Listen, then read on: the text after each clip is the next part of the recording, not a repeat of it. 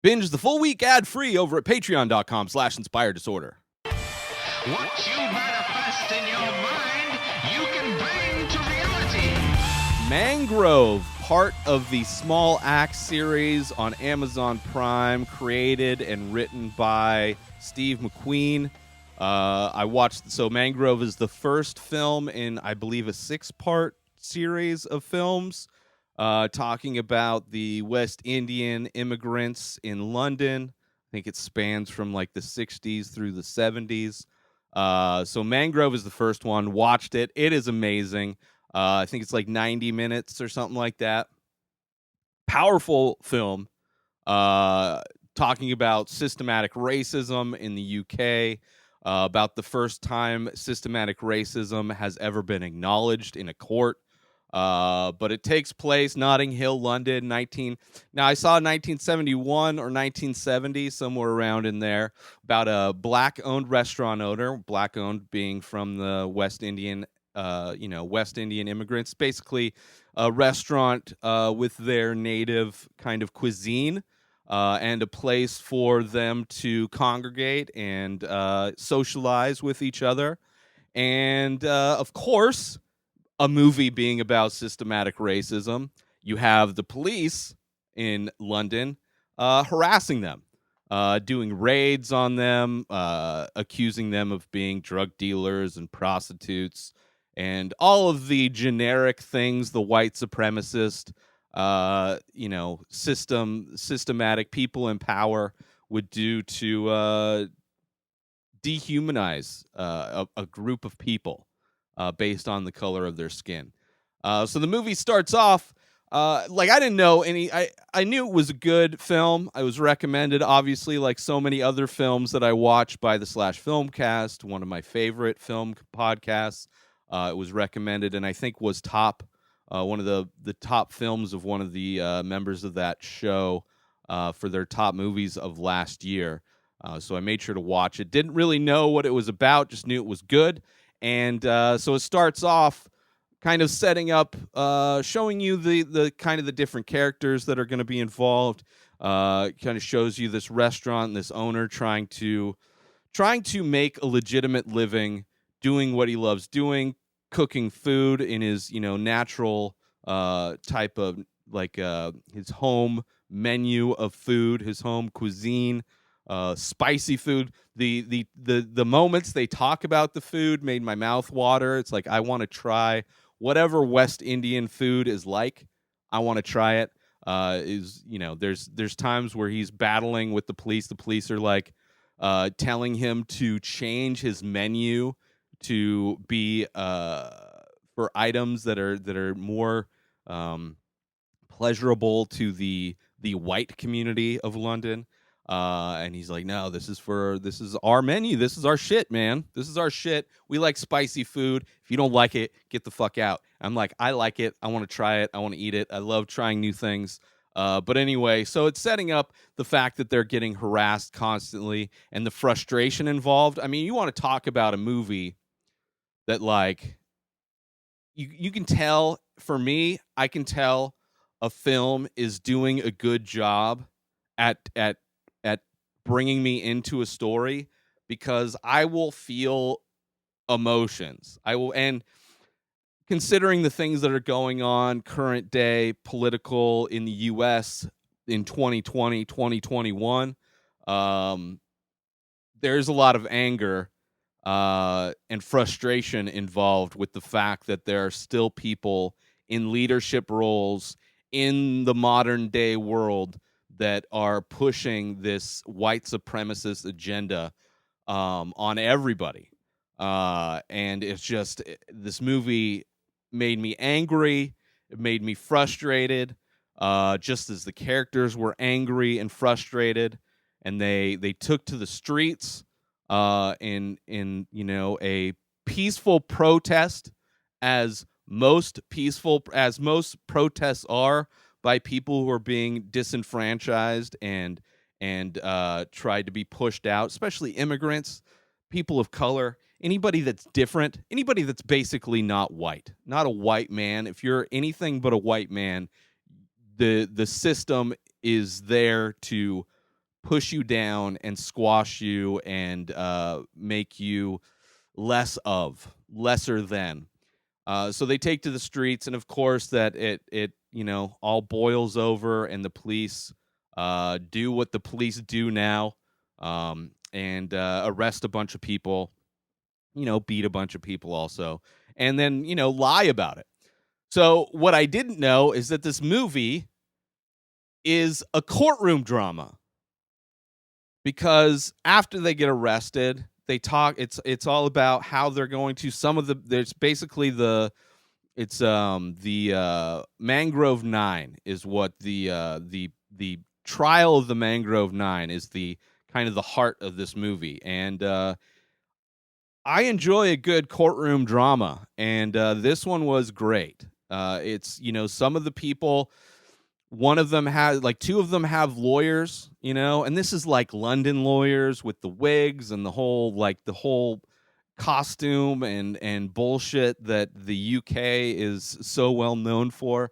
And so some of them have representation, others are representing themselves, but they're all kind of being tried as a group. So the lawyers, like, there's a young white lawyer who is kind of the counsel for the people that are representing themselves. And there are scenes that just, like, it's like the moment, it's just like any kind of courtroom drama where you see what they're doing and where they're leading with the questions, and like the kind of the aha, I got you, motherfucker moments there. So this movie takes you from like utter frustration and anger, and then once we get into the courtroom and you see, like, okay, they're in kind of a system where the bullshit of what cops can get away with on the street is a lot more limited to what they can do in the courtroom. The judge is like a persnickety old school judge who is very, he's very much I don't know how to describe him necessarily. I forget how they describe him in the thing, but he's very much like an old school, by the book kind of a guy. But because of that, they know, it's basically they're put in a situation where they know the rules, and they have people in their group that know the rules as well, and they're able to work within those set of rules. Now that there are some kind of rules involved, they're able to express their side of the story in a way that they're not trying to overturn racism. They're not trying to dismantle systematic racism. This is the first step. This is the first step. This movie is showing you the first time a judicial, like, that, like, the government acknowledged that there are racial biases within the police towards minorities. This is like the first step. And it's not even like the first step in the US. This is like the first step in the UK, where it's like a different kind of flavor of old school racism, Because, like, obviously the UK has been around a lot longer than the US, and most of the US racism, it comes from those. I mean, it's all people that migrated here from the UK and all that area, where they feel like, we're kings and queens, and like lineage and blood and all these things that are like, you can tell, like, racists love to talk about genes a lot. Like, what kind of genes you have, as if they're scientists of some sort. But anyway, the trial is amazing. There were moments that were like, it made me like, yes, got you, bitch. And they're still, even though they're in this system, they still find ways to fuck with those people. But because they're still in that system, that's like they're able to bring things to light. I just really love this movie. I don't know the last time I watched a courtroom drama. I've heard this compared in some ways to the trial of the Chicago 7, which I've heard is not that good of a movie. I've heard people that enjoy it because they like the writer-director of that film. I haven't watched it yet. Heard some of the performances are over the top. I think the performances in this movie were amazing. You had Letitia Wright, who is the nerdy girl from Black Panther. And she plays a Black Panther in this movie, but she's like the nerdy scientist from the Black Panther movie. She's amazing. She's kind of like one of the leaders of like the protest. She's trying to kind of build a voice for this group of people. You have let's see, what's his name? Malachi Kirby plays Darkest Howe, and he's one of the few people who are defending themselves. Super smart guy. Like, there are parts where he's in his courtroom scenes are just amazing. And then you have Sean Parks, who is Frank Cricklow, who's the owner of the restaurant. Just amazing performances. I was just sucked into this movie.